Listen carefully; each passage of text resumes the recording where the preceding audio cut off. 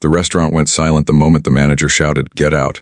Now, every fork froze mid-air. Every conversation died instantly.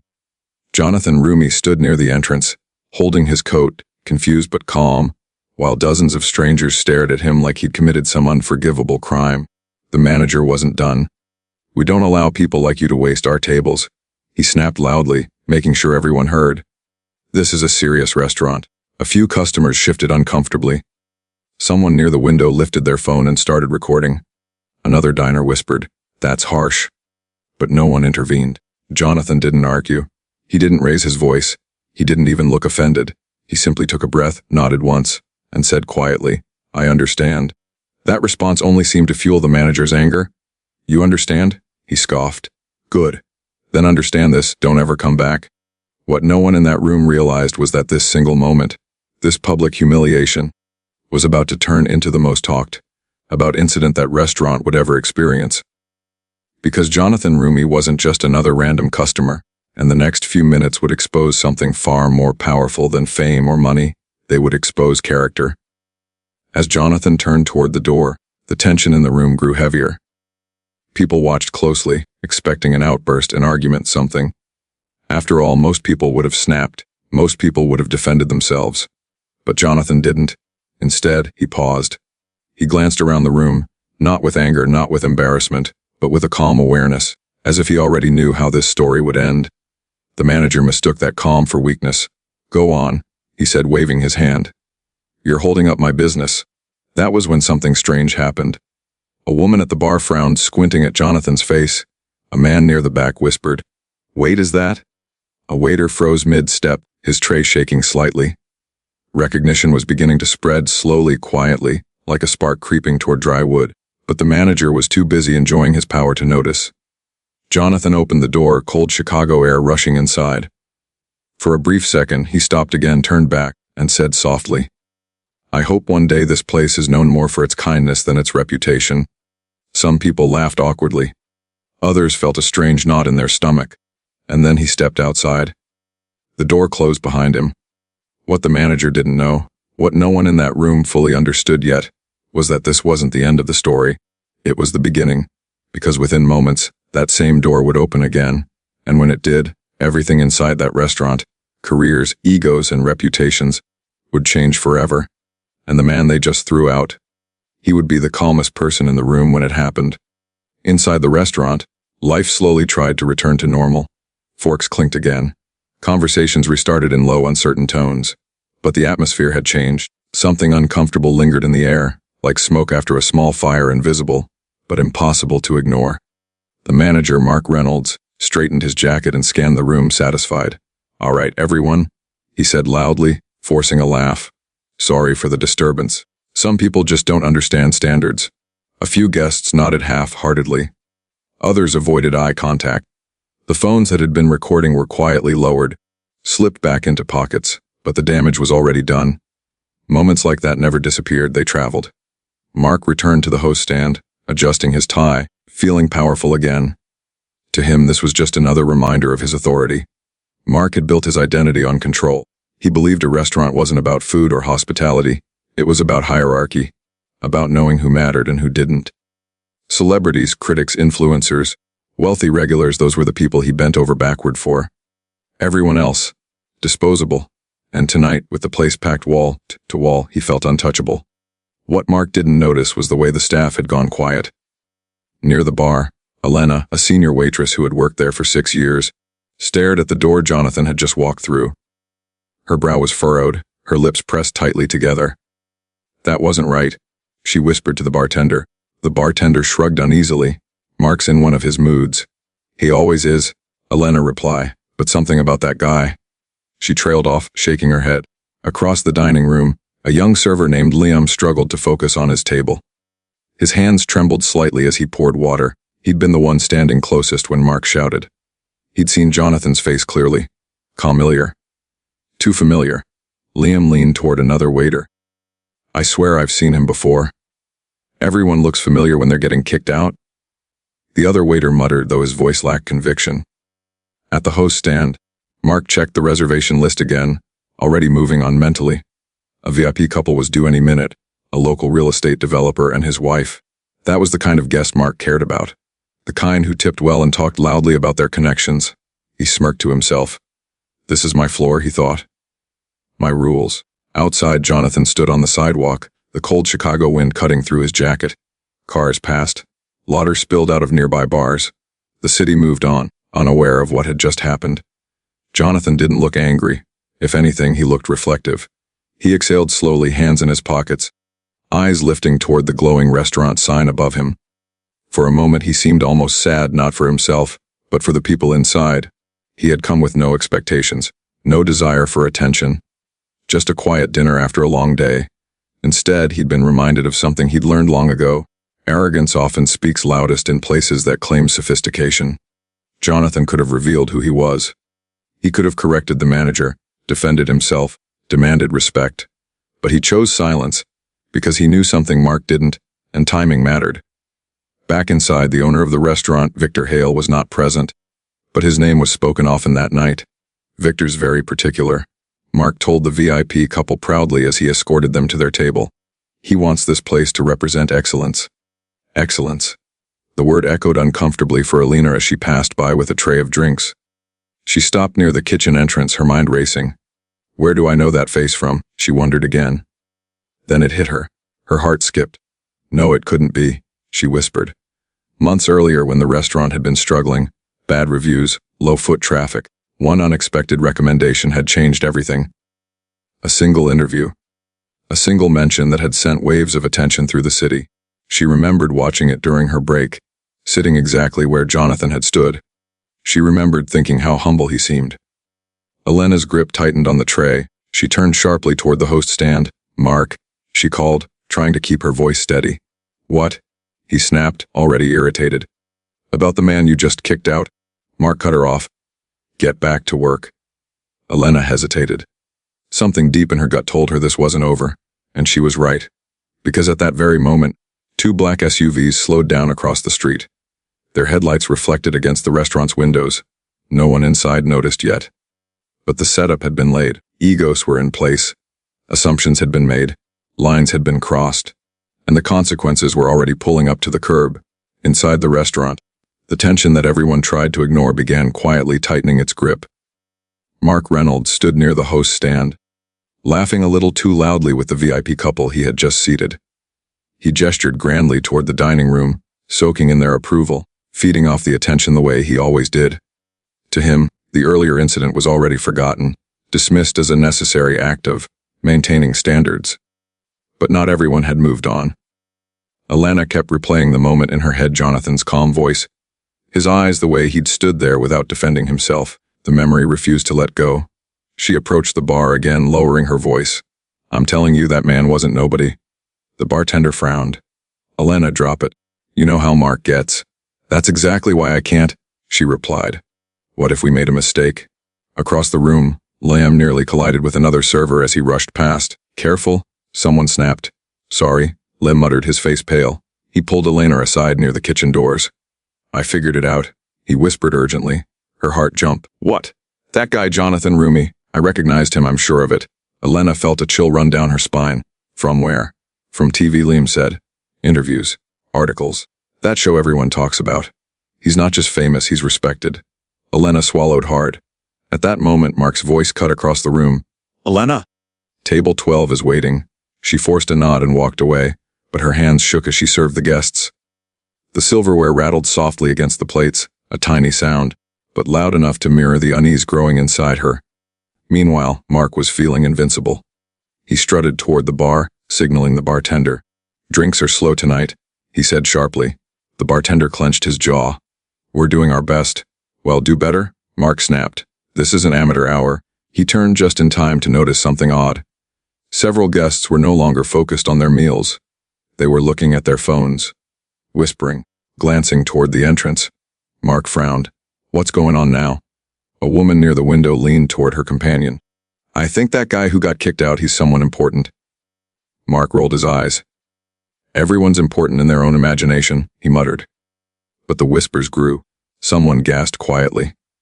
Another diner looked up a photo on their phone and compared it to the security footage screenshot, already circulating online. That's him, A man whispered. That's definitely him. Mark felt a flicker of irritation. He stepped forward. Is there a problem here? The room went quiet again, not with shock this time, but with discomfort. No problem, someone replied quickly, but the looks didn't disappear. In the kitchen, the head chef, Antonio, slammed a pan down harder than necessary. What's happening out there? He demanded. Elena hesitated, then told him everything in a rush. Antonio's face darkened. You're telling me Mark kicked out Jonathan Roumie? Yes, Elena said, in front of everyone. Antonio wiped his hands slowly on his apron. Does Mark know who he is? No, she answered. And that's the problem. Antonio closed his eyes for a moment, exhaling sharply. This restaurant almost closed last year, he said quietly. One good word saved us. Elena nodded. I remember. Antonio turned toward the swinging doors. If Victor hears about this, he didn't finish the sentence. Because everyone knew what it meant. Back in the dining room, Mark sensed the shift, the subtle loss of control he despised more than anything. He straightened his shoulders and raised his voice. Let's keep things professional, he announced. Enjoy your meals. But even as he spoke, the front door handle moved. Once, twice, then stopped. Mark's stomach tightened. The door opened slightly, letting in a burst of cold air and city noise. A shadow crossed the entrance, not Jonathan this time, but someone else. A man in a tailored coat stepped inside, scanning the room with purpose. Then another, then a third. They didn't sit. They didn't speak, they waited. The entire restaurant felt it, the kind of silence that doesn't come from fear, but from anticipation. Mark stepped forward, irritation flashing across his face. Can I help you? He asked sharply. One of the men looked at him calmly. We're waiting for someone. For who? Mark snapped. Before the man could answer, the door opened again. Jonathan Roumie stepped inside. No applause, no announcement. Just his presence calm, steady, unshaken. Every head turned. Mark felt the blood drain from his face. Jonathan didn't look at him immediately. He took in the room slowly, his gaze resting briefly on Elena, then on Liam, offering them a small, reassuring nod. Then his eyes met Mark's. For the first time that night, Mark felt small. Jonathan spoke quietly, but his voice carried. I believe we still have a conversation to finish. The room held its breath. Because in that moment, the balance of power shifted, and everyone knew the storm had finally arrived. The silence that followed Jonathan Roumie's words was heavier than anything that had come before it. I believe we still have a conversation to finish. No one moved, no one spoke. Even the background music seemed to fade into nothing, as if the room itself was listening. Mark Reynolds stood frozen near the host's stand. Just moments earlier, he had been barking orders, radiating confidence. Now his posture stiffened, his jaw tight, his fingers curling slightly at his sides. Sir, Mark said at last, forcing a brittle smile. You were already asked to leave. Jonathan didn't raise his voice. He didn't step closer. He simply met Mark's eyes. I did leave, he replied calmly. You're the one who didn't finish. A ripple of murmurs moved through the dining room. Elena felt her heart pounding. She could barely breathe. This was real now, no longer a suspicion, no longer a quiet fear. The man standing in front of them wasn't just familiar. He was exactly who they thought he was. Jonathan Roumie. The name passed silently from table to table, carried by whispers and widened eyes. At the bar, the bartender swallowed hard. Oh no. Liam stood rigid near the kitchen doors, his tray forgotten. He watched Mark closely, seeing something he'd never seen before. Fear. Mark cleared his throat. Look, he said, lowering his voice. If there was a misunderstanding earlier, there wasn't. Jonathan interrupted gently. The softness of his tone made the words hit harder. I was treated exactly the way you treat people when you think they don't matter. That sentence landed like a weight. Several guests shifted uncomfortably in their seats. A woman at table 7 covered her mouth. A man near the window slowly set his phone down, the screen still glowing with Jonathan's photo pulled up beside a breaking caption. Mark felt his throat go dry. I didn't know who you were, he said quickly. Jonathan nodded once. I know. Mark seized on that. Then surely you understand. No, Jonathan said, still calm. That's what you don't understand. He took a step forward, not toward Mark but toward the center of the room, so everyone could hear. Respect isn't something you give based on recognition, he said. It's something you give because you're human. The room was completely still now. Jonathan continued, his voice steady, almost gentle. I didn't walk in here expecting special treatment. I didn't ask for favors. I asked for a table. He turned slightly, gesturing toward the staff. And I watched the people who work here flinch, not because of me, but because of you. Elena felt her eyes burn. Mark shook his head, his face flushing. You're making a scene? Jonathan looked back at him. You already did. A few guests nodded quietly. The men in tailored coats remained near the entrance, silent but attentive. Their presence alone made it clear this wasn't going away. Mark tried to regain control. He straightened his tie, his voice rising defensively. This restaurant has standards, he said. We can't let just anyone walk in. Standards. Jonathan repeated. He paused, then asked softly, as humiliation one of them. A sharp inhale moved through the room. Mark opened his mouth, but no words came out. From the kitchen, Chef Antonio stepped forward, wiping his hands on his apron. His expression was tight, conflicted, but resolved. Mark, he said, maybe you should listen. Mark snapped his head around. Stay out of this. Antonio didn't back down. I won't, not anymore. He turned to Jonathan. Sir, I want to apologize. What happened tonight doesn't represent what we believe in. Jonathan inclined his head respectfully. Thank you. That small exchange only deepened Mark's panic. He could feel the room slipping away from him. The authority, the image, the control he'd built his entire career on. Outside, headlights washed over the windows again. Someone else was arriving. Jonathan glanced briefly toward the door, then back to Mark. This isn't about revenge, he said. It's about accountability. The door opened, and this time everyone knew what it meant, because the owner had arrived, and Mark's reaction told the story before a single word was spoken. The front door opened fully, letting in a rush of cold air and the low hum of traffic from the street outside. Every head in the restaurant turned at once. Victor Hale stepped inside. He didn't need an introduction. Tall, silver-haired, dressed simply but sharply. Victor carried himself with the quiet authority of someone who didn't need to announce his power.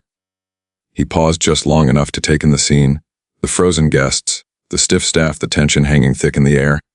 His eyes landed on Jonathan Roumie, and immediately his face changed. Jonathan, Victor said warmly, stepping forward. I was hoping I'd catch you tonight. A wave of murmurs rippled through the dining room. Jonathan smiled faintly. I did try to have dinner. Victor frowned slightly. Tried. That single word made Mark's stomach drop. Victor turned his attention to the room. I got a call, he continued calmly. Several, actually.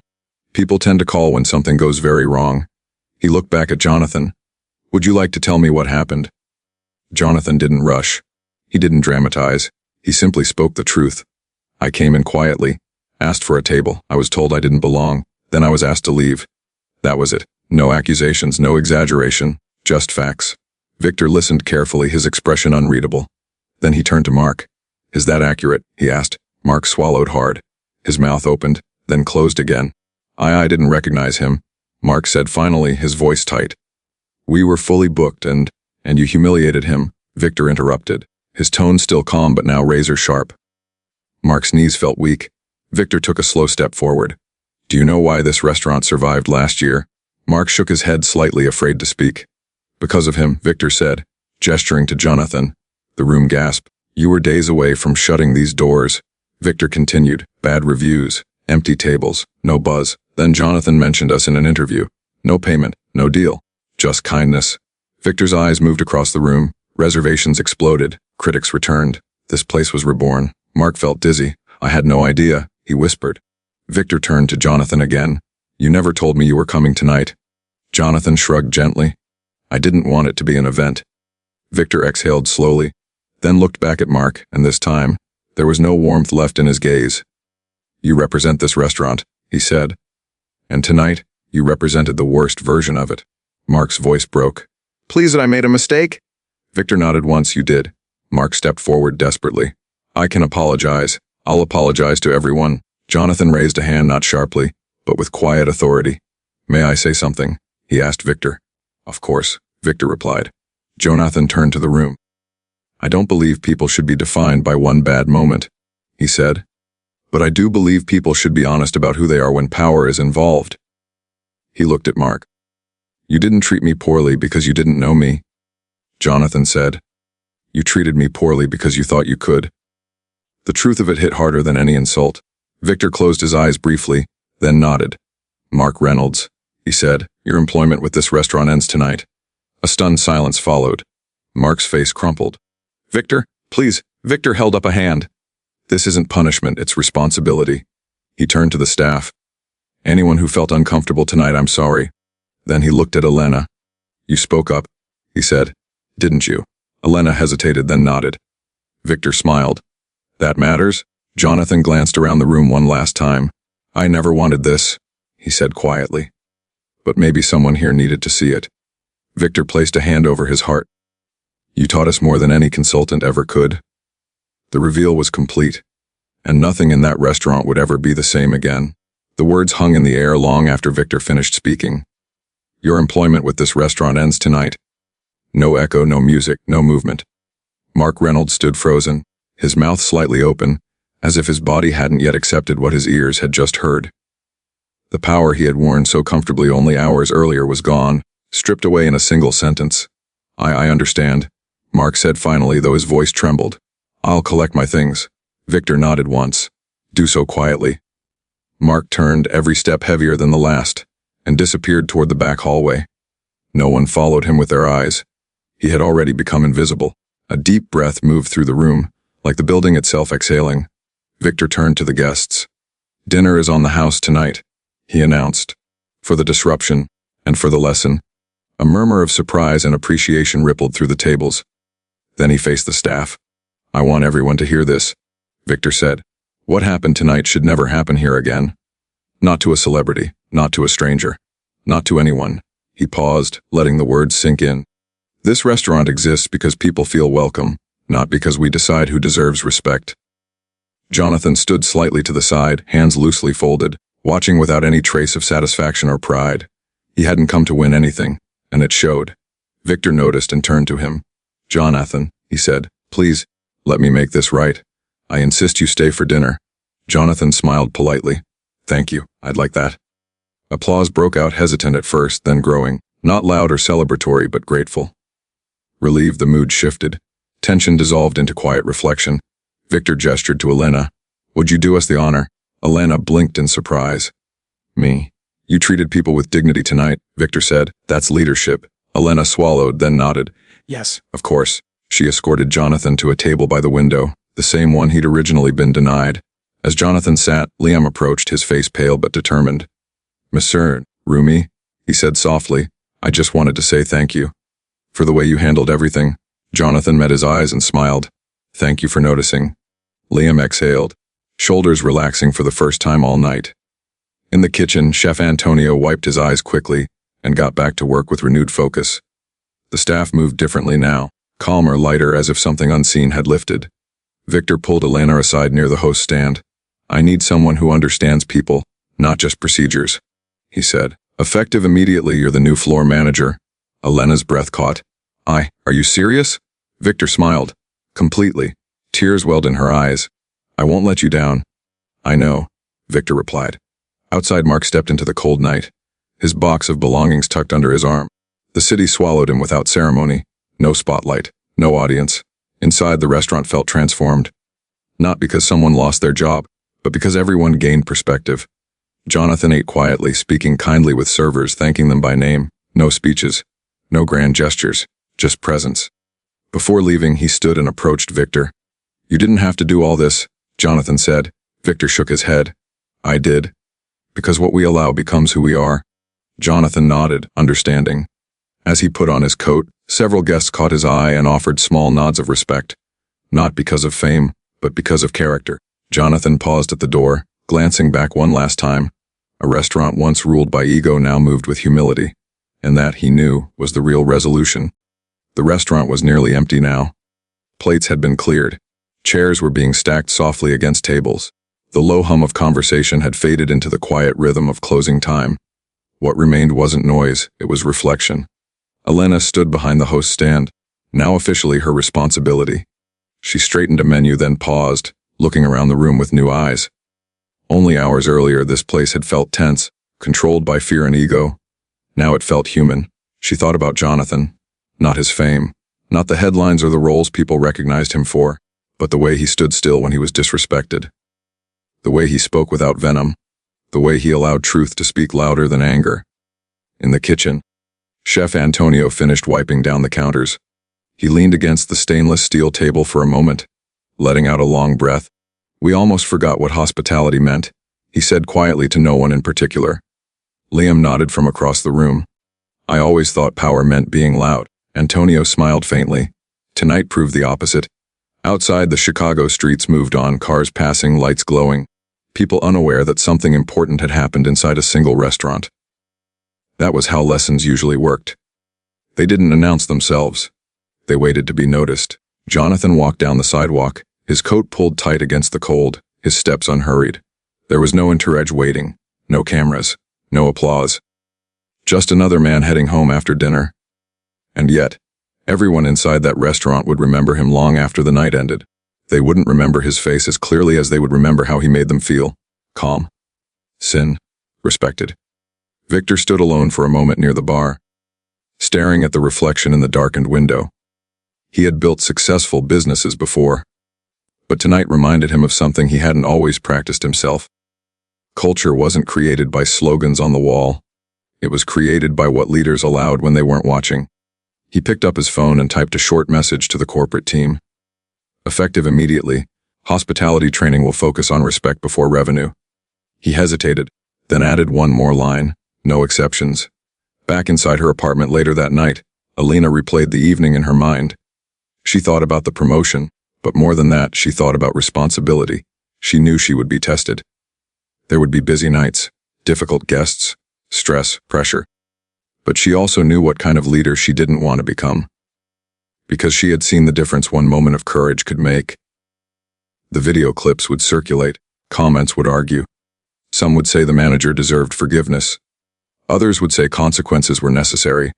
But the truth lived somewhere quieter. The truth was this: respect isn't a reward you give after someone proves their worth. It's the starting point. Too often, people wait for titles, clothes, accents, or fame to decide how to treat someone. But life has a strange way of rearranging roles. The person you dismiss today may be the one whose kindness saves you tomorrow. Jonathan never posted about the incident. He never spoke about it publicly. He didn't need to. Because real influence doesn't chase attention. It leaves impact, and impact spreads from one person to another, from one choice to the next. That night in Chicago, a restaurant changed. A few careers changed. And a quiet reminder echoed through everyone who witnessed it. How you treat people when you think no one is watching is who you really are.